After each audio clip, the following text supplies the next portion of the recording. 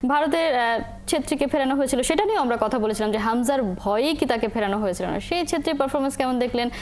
তিনি আসলে খুব হতাশ লাগছিল যখন তিনি আসলে ফিরে গেলেন, উঠে যেতে হলো তাকে যখন, এবং চোখে মুখেই তার হতাশা যে অবসর ভেঙে ফেরাটা, মানে না ফিরলেও তো আসলে হতো, যে পারফরমেন্স আসলে আলটিমেটলি ভারত দেখিয়েছে গতকাল। দেখেন, সুনীল ছেত্রী ভারতের প্রেক্ষাপটে বড় প্লেয়ার, অবশ্যই বড় প্লেয়ার, কিন্তু আপনি যখন আপনার ফুটবল সিস্টেমে 40 বছর বয়সের কাউকে অবসর ভেঙে ফিরিয়ে নিয়ে আসবেন, মানে হচ্ছে আপনার ফুটবল সিস্টেমের অবস্থা ভয়াবহ।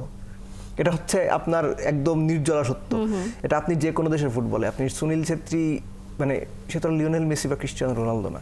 আর হামজার ভয়েই সুনীল ছেত্রীকে ফেরানো হয়েছে, এটা আমার কাছে সঠিক মনে হয় না। কারণ প্রত্যেকটা টিমের হামজার এগেনস্টে তাদের ডেফিনেটলি খুব সিরিয়াস লেভেলের প্ল্যান ছিল যে হামজার কাছ পর্যন্ত যেন বল যেতে না পারে, তিনি যেন যথেষ্ট বল না পান, কিংবা হামজা যেন না পান, কিংবা হামজা যেন ইন্ডিয়ার অ্যাটাকগুলোকে খুব বেশি ডিফিকাল্টিসের মধ্যে ফেলতে না পারে, এই প্ল্যানগুলো ছিল। কিন্তু সুনীল ছেত্রীকে ফেরানো হয়েছে শুধুমাত্র হামজার কারণে। তার মানে কি আপনার এক্সিস্টিং যে মেম্বার্সগুলো ছিল তাদের উপর আপনার ভরসাই তো নাই।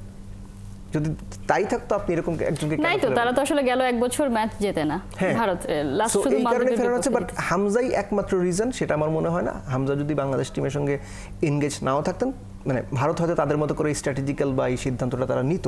সো সুনীল ছেত্রী একজন 40 বছর বয়সের মানুষ, যিনি খেলা ছেড়ে দিয়েছেন, তিনি তার অবস্থা বা ফিজিক্যাল কন্ডিশন সবকিছু বুঝেই কিন্তু খেলাটা ছেড়েছিলেন, মানে মনে করি। সো তাকে ফেরানো হয়েছে, তার কাছ থেকে আসলে খুব বেশি কিছু এক্সপেক্ট করতে পারবেন না। হ্যাঁ, তিনি যদি হ্যাটট্রিক করে বসতেন বা 2 গোল করতেন, তাহলে হয়তো আমরা বলতাম না এটা মিরাকল হয়ে গেছে। কিন্তু আইডিয়ালি এই ধরনের সিচুয়েশন আপনি যখন কাউকে ফিরিয়ে নিয়ে আসবেন, তার কাছ থেকে আপনি এক্সপেক্টেড পারফরম্যান্স পাবেন না, এটাই স্বাভাবিক, খুব স্বাভাবিক ব্যাপার। কিন্তু হামজা আসার পরে ভারতে একটা কথা শুরু হয়ে গেছে যে তারাও সেই প্রসেসে যেতে চাইছে, তারাও যেন ভারতীয় বংশোদ্ভূত প্লেয়ার যেন আনতে পারে, সেই সিস্টেমটা চালু করার চিন্তা করছে। এবং গতকাল ভারতীয় বিভিন্ন সাংবাদিকরাও বলছিলেন যে হামজার ইনক্লুশনের বাংলাদেশের যে পরিবর্তনটা আসছে, সেই জিনিসটা আসলে ভারতেও চাচ্ছে তারা। আপনি বলছিলেন যে আসলে ভারতের অবস্থা ভালো না, সেজন্যই তো ফেরানো হয়েছে, একদম বাজে